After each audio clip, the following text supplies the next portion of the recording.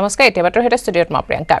ৰাজ্যত কাইলৈৰ পৰা বলবৎ হ'ব নতুন এছপি খন্তেক পিছতে প্ৰকাশ হ'ব নতুন এছপি আন্তঃজিলা যাতায়াত সম্পূৰ্ণৰূপে খুলি দিয়াৰ সম্ভাৱনা আছে যাত্ৰীবাহী বাছৰ আন্তঃজিলা যাতায়াতৰ অনুমতি দিয়াৰ আশা কৰা হৈছে বিদ্যালয় খোলাক লৈও দিব পাৰে নতুন নিৰ্দেশনা সান্ধ্য এন কোভিড নীতি শিথিল হোৱাৰ সম্ভাৱনা আছে দোকান বজাৰ খোলাৰ সময় বৃদ্ধিৰ সম্ভাৱনা খন্তেক পিছতে স্বাস্থ্য মন্ত্ৰী কেশৱ মহন্তৰ সংবাদমেল অনুষ্ঠিত হ'ব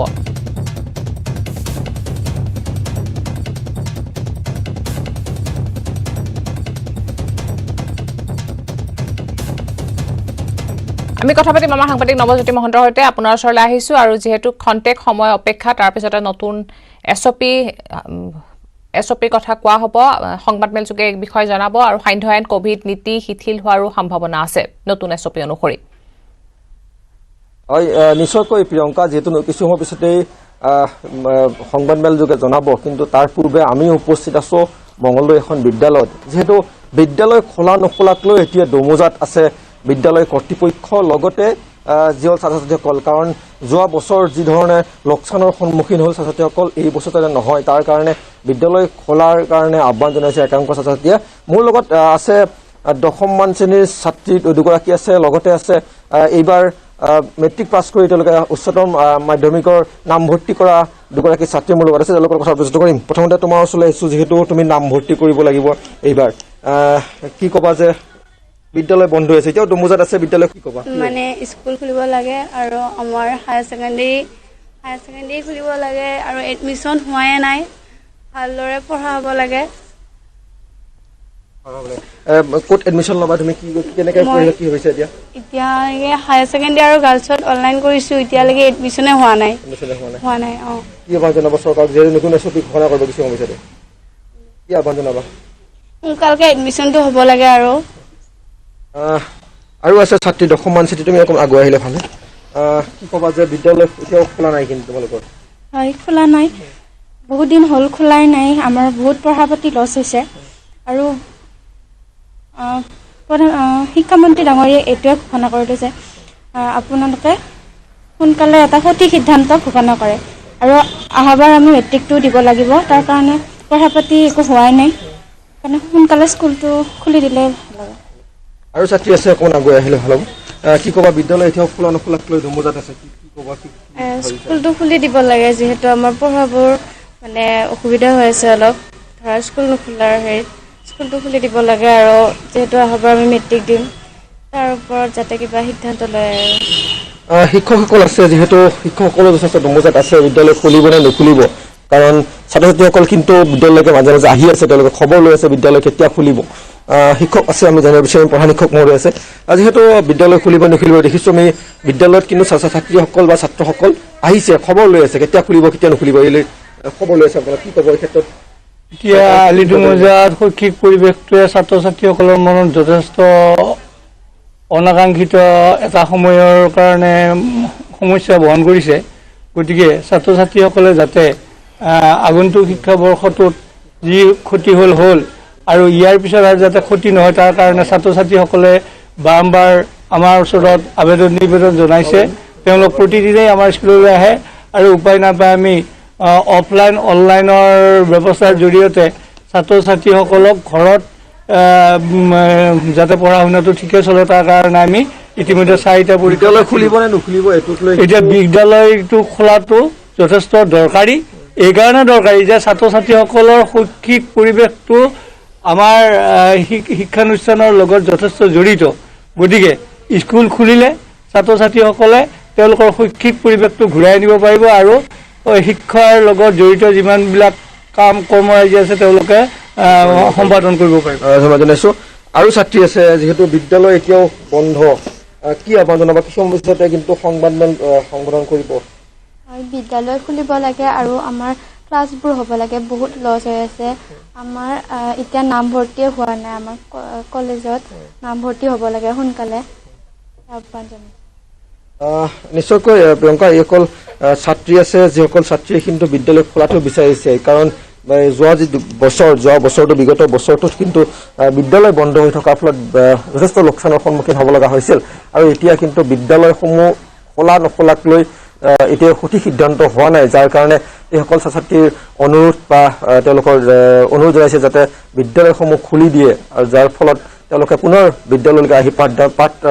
শিক্ষা লাভ কৰিব পাৰে। প্ৰিয়ংকা, হয়, ধন্যবাদ জনাইছো নৱজ্যোতি।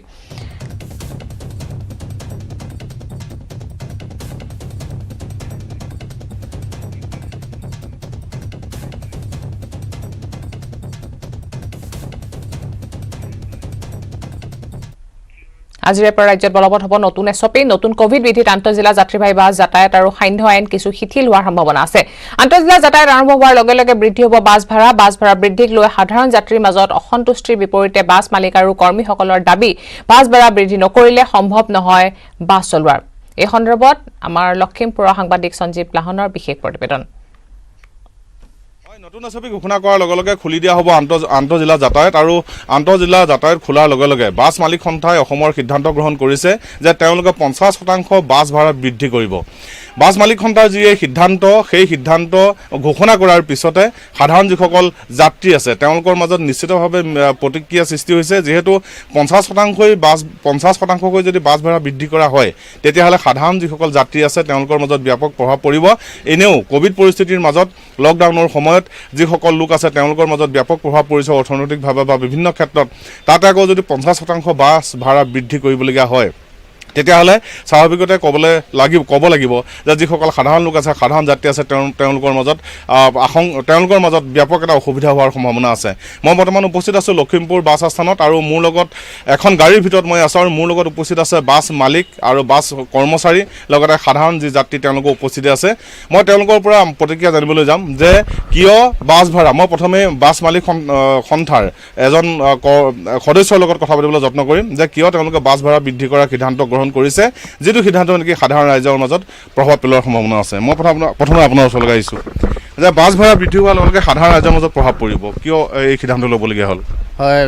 প্ৰথমতে আপোনালোকৰ নিউজ 18 হেৰিয়ালৈ আমি আন্তৰিক ধন্যবাদ জনাইছোঁ আৰু সমূহ কৰ্মকৰ্তাক হেৰি কৰিছোঁ। আমি বাছ ভাড়া কিয় বঢ়াই নল'ম? আপোনাৰ ধৰি লওক এইবছৰৰ পৰা কৰোণাৰ ছিজন চলিছে, লকডাউন হৈছে, সেই তেতিয়াৰ পৰা আমাৰ বাছখিনি বঢ়ি আছে। টেক্সৰ হেৰিয়াত চৰকাৰে কোনোদিন আমাক ৰেহাই দিয়া নাই। বাছ বঢ়াই আমি টেক্স দিবলগীয়া হৈছে। টেক্সখিনি দিয়াৰ উপৰিও আকৌ আমাৰ কৰ্মচাৰীখিনি আছে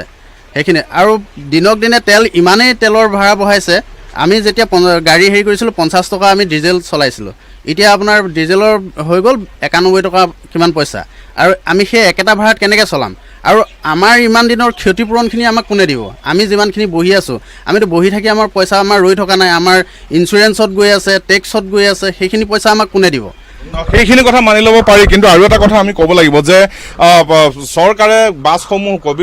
কোভিডৰ যি বন্ধ হৈ গৈছিলে, লকডাউন হৈছিলে, তেতিয়া বাছসমূহ বহি আছিলে, পাৰ্টছৰ দাম বাঢ়িলে বা তেওঁলোকে টেক্স দিবলগীয়া হ'ল বা চৰকাৰী যিখিনি টেক্স সকলোখিনি দিবলগীয়া হ'ল। তাৰ পৰিপ্ৰেক্ষিতত তেওঁলোকে সেই যিখিনি লোকচান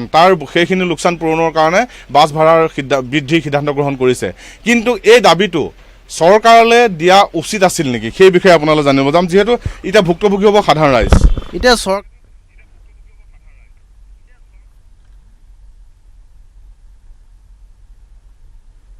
আপোনালোকৰ জৰিয়তে মই অসমৰ ৰাইজক অৱগত কৰিব বিচাৰিছোঁ। আমাৰ লগত ইয়াত ডিজাষ্টাৰ মেনেজমেণ্টৰ কমিশ্যনাৰ ছেক্ৰেটেৰী ত্ৰিপাঠী আছে, স্বাস্থ্য বিভাগৰ আমাৰ প্ৰিন্সিপাল ছেক্ৰেটেৰী গোৱেল আছে, NHMৰ MD আছে লক্ষ্মণনকে ধৰি বিষয়াসকল আজি এই আপোনালোকৰ সাংবাদিক মেলত উপস্থিত আছে। মই প্ৰথমতে ক'ব বিচাৰোঁ যে যোৱা বিশেষকৈ 10টা দিনত 21 তাৰিখৰ পৰা 30 তাৰিখ ধৰক বা 31 তাৰিখ ইয়ালৈকে আমাৰ যিখিনি তথ্য আমি সংগ্ৰহ কৰিলোঁ, যোৱা 21 তাৰিখে আমাৰ পজিটিভ কেছ আছিল 640টা আৰু যোৱাকালি আমাৰ পজিটিভ কেছ, যোৱাকালি নহয় পৰহি 30 তাৰিখে 511টা হৈছে আৰু যোৱা গোটেই সপ্তাহটোত 10 দিনত 5371টা আমি পজিটিভ কেছ পাইছোঁ। ইয়াৰ জিলা কিছু জিলাত ইয়াৰ সংখ্যা বেছি, যেনেকৈ গুৱাহাটী মেট্ৰ'ত ইয়াৰ সংখ্যা বেছি, গোলাঘাটত বেছি, এনেকৈ কেইখনমান জিলাত কিছু সংখ্যাৰ তাৰতম্য আমি দেখিবলৈ পাইছোঁ। তাৰ ভিতৰত 20 জনতকৈ অধিক কেইখনমান জিলাত আছে। বৰপেটা জিলাত 24, যোৱাকালিৰ মই শেহতীয়া তথ্যটো কৈছোঁ, 24 গৰাকী, ডিব্ৰুগড়ত 20 গৰাকী, গোলাঘাট জিলাত 37 গৰাকী, যোৰহাট জিলাত 37 গৰাকী আৰু লখিমপুৰ জিলাত 26 গৰাকী, নলবাৰীত 25 গৰাকী, শিৱসাগৰত 30 গৰাকী, শোণিতপুৰত 24 গৰাকী আৰু গুৱাহাটী মেট্ৰ'টো আমাৰ যোৱাকালি 100 ভোটকৰণত 13 গৰাকী। এতিয়া 20 জনতকৈ ওপৰত থকা ডিষ্ট্ৰিক্ট কেইবাখনো ওলাল, কিন্তু সকলো কথা পৰ্যালোচনা কৰি আমাৰ কেইটামান সিদ্ধান্তলৈ আহিছোঁ। এই সিদ্ধান্তকেইটা মই আপোনালোকক অৱগত কৰিব বিচাৰিছোঁ।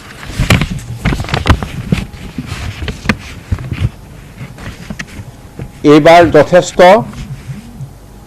শিথিলতা অনা হৈছে। যিখন নতুন SOP মানক সঞ্চালন প্ৰক্ৰিয়া আজি আপোনালোকৰ জৰিয়তে মই অৱগত কৰিব বিচাৰিছোঁ আৰু এইখন আজি 11 বজাৰ পৰাই কাৰ্যকৰী হ'ব। আমাৰ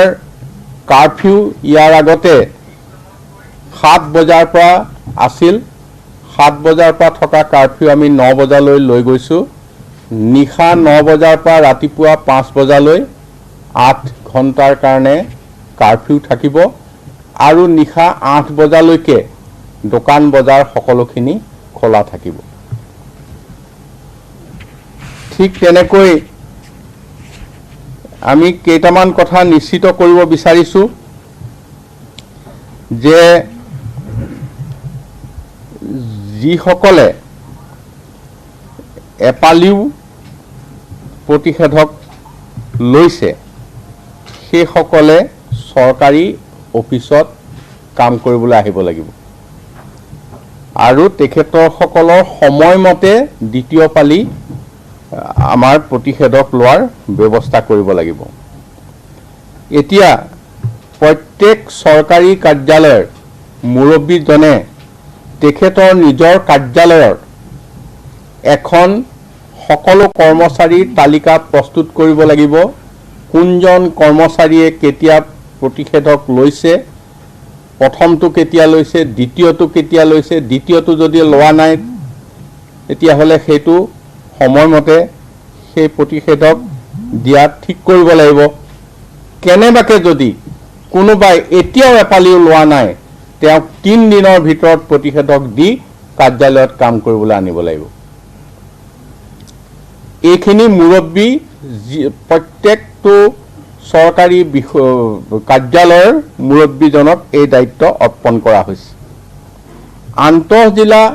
যাতায়ত, আমি আন্তঃজিলা যাতায়ত প্ৰাইভেট ছেক্টৰ বা পাব্লিক ছেক্টৰ দুইটা খণ্ডতে সকলো যান বাহন আমি মুকলি কৰি দিবলৈ বিচাৰিছোঁ আৰু ইয়াত 100% মানে 100%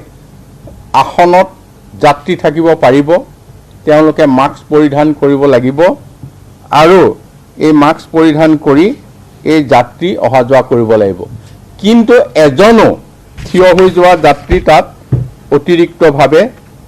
উঠিবলৈ দিয়া নহ'ব আৰু সেইখিনি প্ৰত্যেক যাৰ যাৰ দায়িত্ব আছে পৰিবহণ বিভাগকে ধৰি তেওঁলোকে ইয়াত পৰীক্ষা কৰিব আৰু পৰীক্ষা কৰি কঠোৰভাৱে ব্যৱস্থা গ্ৰহণ কৰিব। যদি অতিৰিক্তভাৱে থিয় হৈ কোনো যাত্ৰী আনে তেতিয়াহ'লে গাড়ীৰ লাইচেন্স আৰু ড্ৰাইভাৰৰ লাইচেন্স আটাইখিনিৰ ওপৰতে আমি যাৱতীয় ব্যৱস্থা অতিৰিক্তভাৱে মানে আমি কেনচেল পৰ্যন্ত চূড়ান্ত সিদ্ধান্ত ল'ব পাৰিব। এতিয়া এটা কথা আমি নিশ্চিত কৰিব বিচাৰিছোঁ যে কমেও এপালি প্ৰতিষেধক লোৱা যাত্ৰীয়েহে এই মানে যাত্ৰীবাহী বাছত যাব পাৰিব। আমি দুপালি প্ৰতিষেধককে নিশ্চিত কৰিবলৈ গৈছোঁ, কিন্তু কথা হ'ল কি এপালি লোৱাৰ পিছত আনপালি লোৱাৰ যিহেতু এটা নিৰ্দিষ্ট সময় থাকে, গতিকে সেই দ্বিতীয় পালিটো আমি খুব জোৰকৈ বলবৎ কৰিবলৈ বিচৰা নাই। হয়তো কিছুদিনৰ পিছত সেইটো আমি বলবৎ কৰিব পৰা যাব। অটো ৰিক্সা হওক, চাইকেল ৰিক্সা হওক, তাৰপিছত টেক্সি হওক, এই সকলোতে মানে 100% ফুল কেপাচিটিত মানুহ যাব পাৰিব, খালি অতিৰিক্ত মানুহ যাব নোৱাৰিব। মাস্ক পৰিধান কৰাটো যাত্ৰী আৰু চালক দুয়োৰ বাবে বাধ্যতামূলক। বাইকত 2জন যাব পাৰিব, সেইমতে তাত বাইকত যোৱাসকলেও যাত্ৰীয়েও তেওঁলোকে মাস্ক পৰিধান কৰিব লাগিব আৰু কমেও এপালি ভেকচিন ল'ব লাগিব। এই গোটেই কথাখিনি আপোনালোকক জনাইছোঁ। লঘু যান বাহনেৰে সকলো যাত্ৰী চলাচল কৰিব পাৰিব, ব্যক্তিগত যান বাহনেৰে কিন্তু মাস্ক পৰিধানটো বাধ্যতামূলক। এই কথাখিনি আপোনালোকক আজি ৰাইজৰ প্ৰতি আমি আহ্বান জনাইছোঁ আপোনালোকৰ সংবাদ মাধ্যমৰ জৰিয়তে যে এইবাৰ যিহেতু মুকলি কৰি দিয়া হৈছে, বাকী আনুষংগিক নিয়ম নীতিখিনিও কঠোৰভাৱে বলবৎ হ'ব। ইয়াত সংশ্লিষ্ট কৰ্তৃপক্ষসমূহে ইয়াক কঠোৰভাৱে পৰীক্ষা কৰিব আৰু এই ক্ষেত্ৰত ব্যৱস্থা গ্ৰহণ কৰিব। কাৰণ আমাৰ সন্মুখত আমি কেইদিনমানৰ আগলৈকে কেৰেলা আৰু মহাৰাষ্ট্ৰৰ উদাহৰণ আমি সকলোৱে দেখিছোঁ। তাত আজি অৱস্থা মুকলি কৰি দিয়াৰ পিছত কি হৈছে। গতিকে অসমত তেনে পৰিস্থিতি হ'বলৈ আমি কোনোপধ্যে দিব নোৱাৰোঁ। সেইকাৰণে মই সকলো ৰাইজক মই অনুৰোধ জনাইছোঁ যে আপোনালোকে নিয়ম মানি চলিব, নহ'লে আকৌ পুনৰ এই শিথিলতাবিলাক দূৰ কৰি হয়তো আকৌ আমাৰ এটা আমি মানে পুনৰ কণ্টেইনমেণ্ট বা লকডাউনৰ ফালে ঘূৰি যাব লগা হ'ব পাৰে। গতিকে এই সময়খিনি আপোনালোকৰ ওপৰত নিৰ্ভৰ কৰিব। আপোনালোকে যদি নিজক নিজে ভালকৈ নিয়ন্ত্ৰণ কৰে, আমি সদায় ভাল ধৰণে এনেকৈ মানে চলাচল কৰিব পাৰিম, অন্যথা আমি আকৌ কঠোৰ ব্যৱস্থালৈ আহিব লাগিব। এতিয়া শিক্ষানুষ্ঠানৰ ক্ষেত্ৰত মই ক'ব বিচাৰিছোঁ, শিক্ষানুষ্ঠানত স্নাতকোত্তৰ বা সমপৰ্যায়, স্নাতক বা সমপৰ্যায়, হায়াৰ ছেকেণ্ডেৰী চূড়ান্ত বৰ্ষ বা সমপৰ্যায়ৰ অন্যান্য টেকনিকেল বা অন্যান্য যিখিনি শিক্ষানুষ্ঠান আছে, এইখিনি সকলো আমি চূড়ান্ত বৰ্ষটো কেৱল মুকলি কৰিবলৈ বিচাৰিছোঁ। এতিয়া চূড়ান্ত বৰ্ষটো মুকলি কৰিবলৈ যাওঁতে তাত কিছু প্ৰস্তুতিৰ প্ৰয়োজন আছে। আমি আজিৰ পৰাই এই সময়ৰ পৰাই শিক্ষা সেই অনুষ্ঠানসমূহৰ মুৰব্বীসকলক জনাবলৈ বিচাৰিছোঁ যে তেখেতসকলৰ তাত থকা অধ্যাপক, অধ্যাপিকা, শিক্ষক, শিক্ষয়িত্ৰী, নন টিচিং ষ্টাফ, গোটেই এমপ্লয়ী আৰু যিসকলে পাঠ গ্ৰহণ কৰিব ছাত্ৰ ছাত্ৰী, তেওঁলোকৰ তালিকা প্ৰস্তুত কৰিব লাগিব। ভেকচিন চাৰ্টিফিকেট তেওঁলোকৰ চাব লাগিব, কেইপালি ভেকচিন তেওঁলোকে লৈছে, আৰু তেওঁলোকক দুপালি ভেকচিনৰ কাৰণে আমি আহ্বান জনাম। তথাপিও এপালি ভেকচিন যিসকলে লৈছে তেখেতসকলক আমি এই গোটেই প্ৰক্ৰিয়াটোত মানে জড়িত হ'বলৈ আমি অনুমতি দিছোঁ। আৰু সেইটোৱেই নহয়, আৰু দ্বিতীয় পালি লোৱাৰ কাৰণে তেখেতে মুৰব্বীজনে বিশেষভাৱে ব্যৱস্থা কৰিব। আৰু এতিয়াও যদি কোনোবাই এপালিও নোলোৱাকৈ ক্লাছ কৰিবলৈ আহিছে বা এই গোটেই প্ৰক্ৰিয়াটোত সহযোগ কৰিবলৈ আহিছে, তেখেতক 3 দিনৰ ভিতৰত ভেকচিন দিহে তাত ক্লাছত উপস্থিত হ'বলৈ অনুমতি দিব। আমি 3টা দিন প্ৰিপেৰেশ্যনত লৈছোঁ। এইখিনি শিক্ষানুষ্ঠানৰ মুৰব্বীয়ে 3টা দিনত প্ৰস্তুত কৰিব। অহা কাইলৈ বৃহস্পতিবাৰ, শুকুৰবাৰ আৰু শনিবাৰত 3টা দিনৰ প্ৰস্তুতি কৰি সোমবাৰৰ পৰা সম্পূৰ্ণৰূপে ক্লাছ কৰিব। এটা ক্লাছত 30 জনৰ ওপৰ হ'ব নোৱাৰিব সেকশন তেখেতসকলে বঢ়াই দিব সেকশন বঢ়োৱাত কোনো অসুবিধা নাই যিহেতু এটা শিক্ষা অনুষ্ঠানত চূড়ান্ত বৰ্ষটোৰে ক্লাছ হ'ব গতিকে শিক্ষকৰো অভাৱ নহয় আৰু ৰুমৰো অভাৱ নহয় গতিকে তেখেতসকলে সেকশন বঢ়াব সেকশন বঢ়াই 30 জনৰ ছাত্ৰ ছাত্ৰীৰ ভিতৰত তেখেতসকলে পাঠদানৰ ব্যৱস্থা কৰিব এই ক্ষেত্ৰত এটা কোৱেশ্চন সকলোৰে মনত আহিছে আমি ক্লিয়াৰ কৰি দিবলৈ বিচাৰিছো সেইটো হৈছে 18 বছৰ হায়াৰ সেকেন্ডাৰী সেকেন্ড ইয়াৰত যাওঁতে 18 বছৰ হৈছে নে নাই যদি 18 বছৰ হৈছে ভ্যাকচিন ল'ব আৰু যদি 18 বছৰ হোৱা নাই 2 মাহ 4 মাহ বাকি আছে বা ভ্যাকচিন দিব পৰা হোৱা নাই তেতিয়া হলে তেওঁকো ক্লাছ কৰিবলৈ অনুমতি দিব এতিয়া ইয়াত হোষ্টেলৰ ক্ষেত্ৰত কিন্তু কিছু ব্যৱস্থা আমি লৈছো যদি কোনোবা হোষ্টেলত থাকিবলৈ বিচাৰে হোষ্টেল খোলে তেতিয়া হলে 2 পালি ভ্যাকচিন কম্পালসৰি 2 পালি ভ্যাকচিন নলোৱাকে হোষ্টেলত থকাটো কাৰো এলাও নহয় হোষ্টেলত থকা ওয়াৰ্ডেনৰো এলাও নহয় হোষ্টেলত থকা ৰান্ধনীৰো এলাও নহয় কৰ্মচাৰীৰো এলাও নহয় আৰু বৰ্ডাৰ হোষ্টেলত থকা বৰ্ডাৰৰ এলাও নহয় গতিকে এই হোষ্টেলটো আমি ঠিক কৰিবলৈ মানে কঠোৰ হ'বলৈ বিচাৰিছো যে হোষ্টেলত থাকিব লগা হলে 2 পালি ভ্যাকচিন কম্পালসৰি থাকিব লাগিব এতিয়া আমি 3 দিন প্ৰক্ৰিয়াটো আৰম্ভ কৰি 5 তাৰিখ যদি আমাৰ দেওবাৰ হয় ৰবিবাৰ হয় তেতিয়া হলে 6 তাৰিখ সোমবাৰৰ পৰা পূৰ্ণোদ্যমে ক্লাছ চলিব কিন্তু ছাত্ৰ ছাত্ৰী শিক্ষাৰ মুৰব্বী মানে শিক্ষানুষ্ঠানৰ মুৰব্বী শিক্ষক শিক্ষয়িত্ৰী কৰ্মচাৰীসকল অহা কালিৰ প্ৰায় এই প্ৰস্তুতিৰ কাৰণে শিক্ষানুষ্ঠানলৈ যাব শিক্ষানুষ্ঠানলৈ গৈ মুৰব্বীৰ লগত সহযোগ কৰি এই সকলো প্ৰক্ৰিয়া সম্পূৰ্ণ কৰাৰ পিছত আমাৰ 6 তাৰিখ সোমবাৰৰ পৰা ক্লাছ আৰম্ভ হ'ব এতিয়া সভা সমিতিৰ কথা আহিল সভা সমিতিৰ ক্ষেত্ৰত আমি কৈছো যে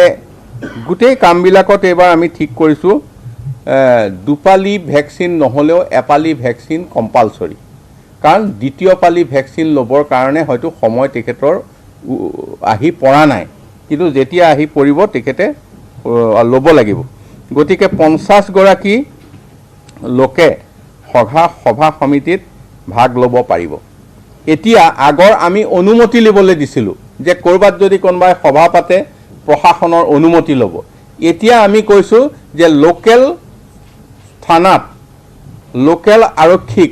য'ত সভা সমিতি হয় সেইখন থানাত ইনফৰমেশন দিব যে আমি আমুকত এখন সভা পাতিবলৈ গৈ আছো কোভিড নীতি নিয়মৰ মাজত তেতিয়া স্থানীয় থানাখনে সেই কামৰ ওপৰত পৰ্যবেক্ষণ ৰাখিব যে তেওঁলোকে মানি পেলাই কৰিছে নেকি অনুমতি ল'ব নালাগে অনুমতি আমি উঠাই দিছো কিন্তু ইনফৰমেশন দিব লাগিব লোকেল থানাত গতিকে লোকেল থানাত ইনফৰমেশন দি 50 জনীয়া লোকে সভা সমিতি পাতিব পাৰিব এতিয়া 200 গৰাকী লোকলৈকে আমি সভা সমিতিৰ অনুমতি দিম ৰাজহুৱা স্থানত য'ত উপায়ুক্তৰ পাৰমিশন ল'ব লাগিব উপায়ুক্তৰ পাৰমিশন লৈ 200 গৰাকীলে ৰাজহুৱা স্থানত কৰিব পাৰিব তাৰ পিছত ইনডোৰ যিবিলাক সভা সমিতি হলৰ ভিতৰত তাত হলৰ কেপাসিটি চাই 50% যদি 200 মানে কেপাসিটি থাকে 100 400 থাকিলে 200 এই কেপাসিটিত মানে আধা সংখ্যক ঠাইত মানে সিটৰ কেপাসিটি লৈ তাত সভা সমিতি অনুষ্ঠিত কৰিব পাৰিব ইয়াৰ পিছত আমি যিখিনি কৈ আছিলো বিবাহ মাঙ্গলিক অনুষ্ঠান সোশিয়াল যিকোনো অনুষ্ঠান মানে এই ক্ষেত্ৰত আমি বিয়া বাৰু এইখিনিত আমি 50 জন লোকলৈকে আগত 10 জন কোৱা হৈছিল এটা 50 জনলৈকে আমাৰ অনুমতি দিয়া হৈছে আৰু অন্তিম সৎকাৰতো 50 জন গতে এই গোটেই কথাখিনি আমি 10 জনৰ পৰা 50 জনলৈ লৈ গৈছো এতিয়া আমাৰ যিখিনি ধৰ্মীয় অনুষ্ঠান মানে এতিয়া আমাৰ ইয়াৰ আগতে কৈছিলো যে ভাদ মাহ আমাৰ নামঘৰত আইসকলৰ গোপিনীসকলৰ নাম হৈ আছে এইখিনিও আমি নিয়মৰ মাজত কৰিবলৈ অনুৰোধ কৰিছো কিন্তু আমাৰ কিছু বিশেষ ধৰ্মীয় অনুষ্ঠান আছে, যেনেকৈ কামাখ্যা মন্দিৰ, শিৱসাগৰৰ শিৱদৌল, আজান পীৰৰ দৰগাহ, হাজোৰ পোৱামক্কা, এনেকুৱা যিখিনি আইকনিক প্লেচ, এইখিনিত আমি 40 মানে প্ৰতি ঘণ্টাত সৰ্বাধিক 40 গৰাকী লোকৰ অনুমতি আমি দিয়া হৈছে। আৰু ইয়াত এই ক্ষেত্ৰত যাতে আমাৰ ধৰ্মীয় স্থান দৰ্শনৰ ক্ষেত্ৰত ঘণ্টাত 20 গৰাকী লোকৰ বাবে আমি যাতে সেইমতে প্ৰতি ঘণ্টাত 20 গৰাকী নহয় 40 গৰাকী আৰু কমেও এপালি তাত যাতে ভেকচিন লোৱা মানুহ হয়, এইটো কথা নিশ্চিত কৰিব লাগিব। আমাৰ আৰু এটা কথা, সাপ্তাহিক যিবিলাক বজাৰ, এই সাপ্তাহিক বজাৰবিলাকৰ স্থানীয় প্ৰশাসনে এটা সময় বান্ধি দিব। এতিয়া সাপ্তাহিক বজাৰ আমাৰ কেতিয়াবা কি হয়, ৰাতিপুৱা 5 বজাৰ পৰা ৰাতি 6-7টালৈ চলে। ঠিক সেইকাৰণে সেইধৰণে নহয়, 6 ঘণ্টাৰ বাবে স্থানীয় প্ৰশাসনে সময় নিৰ্ধাৰিত কৰি দিব। সেই সাপ্তাহিক বজাৰবিলাক সেইধৰণে নিৰ্দিষ্ট ব্যৱধানত মানে তাৰ বজাৰৰ যিখিনি দোকান বা অন্যান্য থাকিব, ভেণ্ডৰ থাকিব, সেইসকল যাতে এটা নিৰ্দিষ্ট ব্যৱধানত বহি বজাৰ পৰিচালনা হয়, এইখিনি বজাৰৰ মহলদাৰ আৰু স্থানীয় প্ৰশাসনে ঠিক কৰিব। এতিয়া আহিল আমাৰ এয়াৰপোৰ্ট আৰু ৰেলৱে ষ্টেচন। ইয়াত আমি ইয়াৰ আগতে কৰিছিলোঁ যে দুপালি ভেকচিন লোৱা মানুহেও এখন চাৰ্টিফিকেট দিব লাগিব, বা দুপালি ভেকচিন লোৱা মানুহকো আমি টেষ্ট কৰিবলৈও দিছিলোঁ ইয়াৰ আগতে। কিন্তু এতিয়া ইয়াত কিছু আমি ঠিক কৰি দিছোঁ, দুপালি যোনে ভেকচিন লৈছে তেওঁলোকে পৰীক্ষা কৰিব নালাগে, দুপালি ভেকচিন লোৱা চাৰ্টিফিকেটখন দেখুৱালে হ'ল। আৰু কোনোবাই যদি এপালিহে ভেকচিন লৈছে তেতিয়াহ'লে তেওঁ ইয়াত পৰীক্ষা কৰিব লাগিব, এইটো বাধ্যতামূলক। আৰু ইয়াৰ উপৰিও মানে দুপালি ভেকচিন লোৱা ব্যক্তিক ৰেহাই, আৰু বাকীসকলৰ ক্ষেত্ৰত আমি আগতে একোটা RT-PCR টেষ্ট কৰিব হ'লে 500 টকা লাগিছিল। এতিয়া আমি এজন ব্যক্তিয়ে RT-PCR টেষ্টটো কম্পালচৰি কৰিব লাগিব যদি দুপালি ভেকচিন লোৱা নাই। 500 টকাৰ 250 টকা ব্যক্তিজনে দিব আৰু 250 টকা আমি চৰকাৰে দিম। তাততো পইচা যিবিলাক লেবৰেটৰী আছে 500 টকাকৈ দিবই লাগিব। আমি শ্বেয়াৰ কৰিবলৈ বিচাৰিছোঁ 50-50, আমি আধা 250 টকা আমি চৰকাৰে দিম আৰু 250 টকা আৰু ব্যক্তিজনে দিব। কিন্তু আমি ইয়াত দুপালি ভেকচিন লোৱা মানুহ ৰেহাই সম্পূৰ্ণ, তেওঁলোকৰ ওপৰত কোনো কথা নাই। আৰু দুপালি ভেকচিন নলোৱা মানুহে RT-PCR কৰিব লাগিব। এবাৰ মানে RT-PCR নহয়, ডাইৰেক্ট মানে RT-PCR হ'ব লাগিব। আৰু তাৰ কাৰণে 500 টকাটোৰ 50-50 কৰিছোঁ ভেকচিন লয়। এইখিনি মই দাঙি ধৰিলোঁ। এই ক্ষেত্ৰত শেষত পুনৰ এটাই আহ্বান কৰিলোঁ, যথেষ্ট শিথিল কৰা হৈছে, নিজক নিজে যাতে আপোনালোকে নিয়ন্ত্ৰণ কৰে আমাৰ ৰাজ্যখনৰ ভৱিষ্যতৰ কাৰণে, নহ'লে পুনৰ আকৌ এটা জটিল অৱস্থা আহিব, যিটোত আকৌ আমি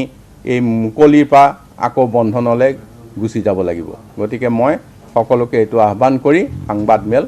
সমাপ্ত কৰিছোঁ। হা?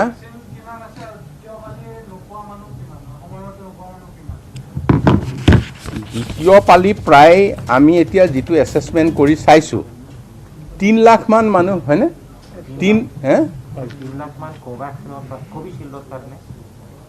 ভাগ কৰিব নালাগে। 3 লাখ মান মানুহ মানে আগবাঢ়ি অহা নাই। আমাৰ যিটো হিচাপ আছে মানে তেখেতসকলক আমি সময় হৈছে আগবাঢ়ি অহা নাই, আমাৰ যিটো এছেছমেণ্ট সেইটো। আৰু নৰ্মেলি এতিয়া আজিকালি যেতিয়া আমি ভেকচিন দিবলৈ যাওঁ ভেকচিন চেণ্টাৰত প্ৰায় 50-50 হয়, মানে 50 ফাৰ্ষ্ট ড'জ লোৱা মানুহ 50 ছেকেণ্ড ড'জ লোৱা মানুহ আগবাঢ়ি আহে গতিকে এনেকুৱা এটা তথ্য আমাৰ হাতত আছে গতিকে সেইকাৰণে ব্যাপক হাৰত আমি ঘৰে ঘৰে গোটেই বিষয়টোত আগবাঢ়ি যাবলৈ বিচাৰিছোঁ নাইট ছুপাৰ চলিব নৈশ বাছ চলিব তাত কোনো বাধা নাই বাছটোতো আমি গাড়ী মটৰটো আমি 24 ঘণ্টাৰ বাবে আছে কাৰ্ফিউ আছে যদিও মানে হাইৱেৰ যিখিনি ট্ৰেন্সপৰ্ট আছে এইখিনিতো আমি মানে ধৰি লওঁ মানে মালবাহী ট্ৰাক এইবিলাক বা দীঘলীয়া যিখিনি ট্ৰেন্সপৰ্ট সেইখিনিতো আমি হাইৱেত 24 ঘণ্টাই চলি আছে নহয় মানে এতিয়াও মানে হৈ আছে গতিকে নাইট ছুপাৰ চলিব কিন্তু এটা কথা লগতে আমি কৈ থ'ম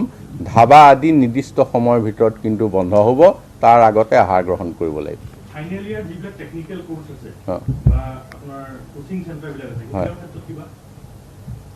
আমি এতিয়া কৈছোঁ যে আমাৰ যিখিনি কথা ক'লোঁ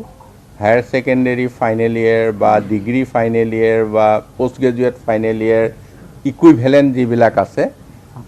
ইকুইভেলেণ্ট যিবিলাক কথা আছে একে সমপৰ্যায়ৰ আমি সকলোখিনিকে সেইখিনি কৰিছোঁ কিন্তু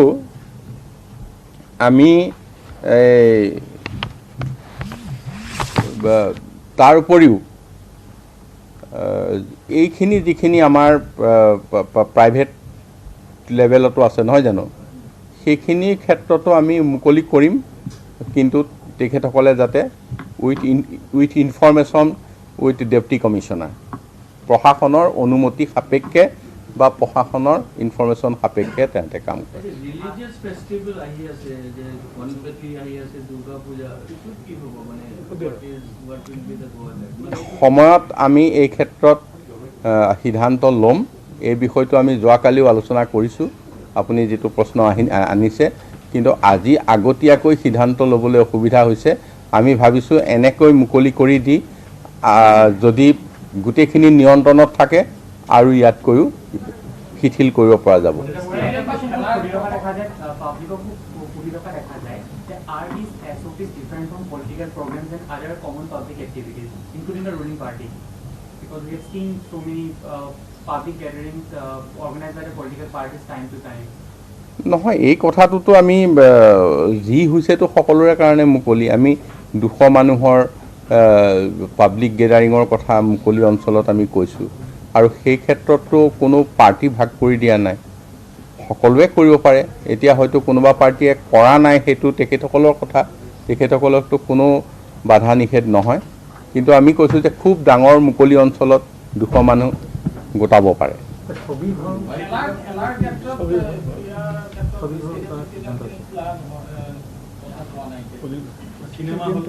চিনেমা হল এইবাৰ আমি খুলিব পৰা নাই কাৰণ গোটেই কথাটো চিনেমা হলৰ লগত হয়তো 50% আসনে দিলে ধৰক বা পৰিচালনা কৰাটো অকণমান অসুবিধা আপোনালোকে চাই লওক আৰু এসপ্তাহমানৰ পিছত হয়তো আমি এইটো সেক্টৰ হেৰি যাব পাৰিম আজিৰ পৰা মেঘালয় ছিকিমত বহুকেইখন ৰাজ্যই পৰ্যটনৰ ক্ষেত্ৰত যিখিনি আছিল ক্ষতি হৈছিল তেওঁলোকে খুলি দিয়াৰ ব্যৱস্থা কৰিছিল কিন্তু অসমৰ ক্ষেত্ৰত কি ব্যৱস্থা কৰিছিল নহয় পৰ্যটনটো মানে কথা এনেকুৱা এতিয়াতো আমাৰ পৰ্যটনৰ মানে পৰ্যটন আৰু সাধাৰণ মানুহৰ অহা যোৱা ভাগ কৰি লোৱা নাই আমি এতিয়া পৰ্যটন থলী বুলিলে যিসকল আহিব ৰিলিজিয়াছ টুৰিজিম বুলিবলৈ ক'লেতো আমি আইকনিক প্লেচবিলাকতো খুলি দিছোঁৱেই তাৰ বাদেও আমাৰ হিষ্টৰিকেল পইণ্ট থাকিব পাৰে কোনোবা মনুমেণ্ট বা এনেকুৱা গতিকে এনেকৈ 2-4 আছে আমি লাহে লাহে আগবাঢ়ি গৈছোঁ যে পৰ্যটন হয়তো কাজিৰঙা খোলা সময়লৈ এইবিলাক খোল খাই যাব কিহৰ কাৰণে নাই বিদ্যালয় সকলো প্ৰাইভেট আৰু গভৰ্ণমেণ্ট বুলি একো কথা নাই সকলোৰ কাৰণে একেই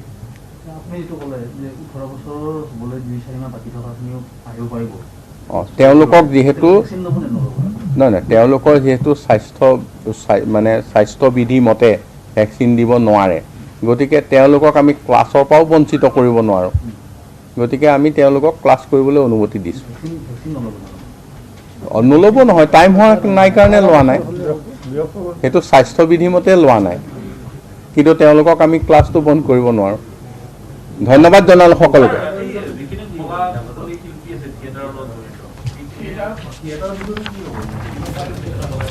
মোবাইল থিয়েটাৰটো এতিয়া বাহিৰলৈ ওলোৱা নাই কিন্তু মোবাইল থিয়েটাৰৰ ক্ষেত্ৰত মানে ৰিহাৰ্চল কৰিব পাৰিব এতিয়া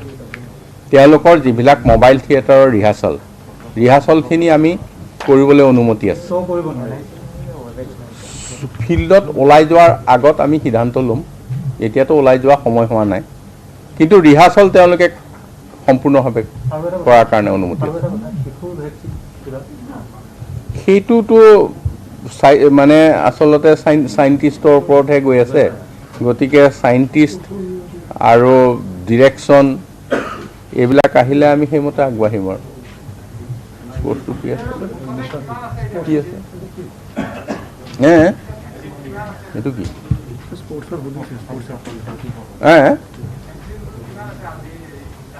নাই আজি আমাৰ হাতত 21 লাখ আছে এতিয়া আজি 21 লাখ আছে আৰু স্পৰ্টছৰ ক্ষেত্ৰত যিটো কৈছে স্পৰ্টছ এক্টিভিটি বন্ধ কৰা নাই আমি এইটো প্ৰেক্টিছ থাকিব চলি থাকিব কিন্তু ডাঙৰ স্পৰ্টছ শ্ব' এইটোৰ কথাতহে পাৰ্মিশ্যন আহিব প্ৰেক্টিছত কোনো নাই অসুবিধা এইখিনি চলি থাকিব থেংক ইউ ধন্যবাদ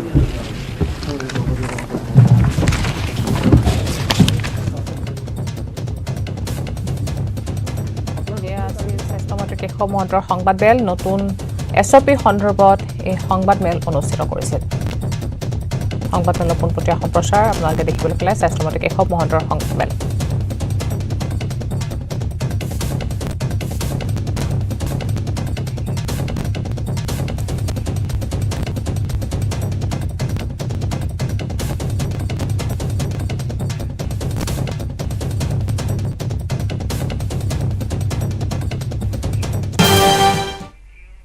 আজি হাতীগাঁৱত থকা চাইবাৰ ৰহমানৰ SBI লকাৰত আৰক্ষী চলাব অভিযান নিৰ্বাচনত 12 লাখ টকা খৰচ কৰা বুলি দাবী কৰা চাইবাৰ ৰহমানৰ হাতীগাঁও SBIত থকা লকাৰত আজি অভিযান চলাব আৰক্ষীয়ে উল্লেখ যে চাইবাৰৰ প্ৰথমা পত্নী দেৱান চেহনাজ খাতুনৰ নামত আছে বেংকৰ লকাৰটো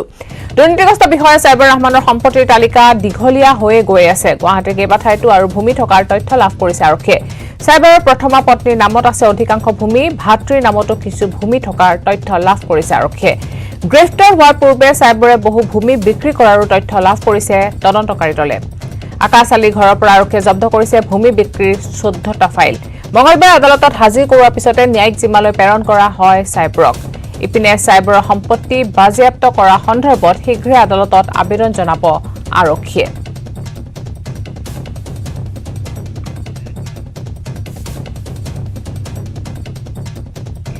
অসমৰ চালকক মেঘালয়ত আক্ৰমণ খাচী দুৰ্বৃত্তৰ উল্লেখ যে কিছুদিন পূৰ্বে পশ্চিম কাৰ্বি আংলং জিলাৰ অসম মেঘালয় সীমান্তৰ উমলাফেৰত সৃষ্টি হৈছিল এক উত্তেজনাময় পৰিস্থিতি পৰৱৰ্তী সময়ত সেই পৰিস্থিতি অসম আৰক্ষীয়ে নিয়ন্ত্ৰণ কৰে যদিও এইবাৰ অসমৰ দুজন চালকক মেঘালয়ত আক্ৰমণ কৰাৰ ঘটনা পোহৰলৈ অহাত সৃষ্টি হৈছে তীব্ৰ চাঞ্চল্যৰ পশ্চিম কাৰ্বি আংলং জিলাৰ উমলাফেৰ আৰু হাবাঙৰ পৰা শ্বিলঙলৈ যোৱা দুখন যাত্ৰীবাহী টাটা চুমো উভতি অহাৰ পথত মেঘালয়ৰ উমপামিন আৰু মাউচুত অঞ্চলত গাড়ী চালক আৰু যাত্ৰীকেইজনক খাচী দুৰ্বৃত্তই মাৰপিট কৰাৰ লগতে পুনৰ আহিলে গাড়ী জ্বলাই দিয়া হ'ব বুলি হুংকাৰ দিয়াৰ কথা বিৱৰণী দিছে ভুক্তভোগী গাড়ী চালকে জানিব পৰা মতে ML05J 8543 আৰু ML10B 0728 নম্বৰৰ গাড়ী দুখন শ্বিলঙৰ পৰা উভতি আহিছিল পশ্চিম কাৰ্বি আংলং জিলালৈ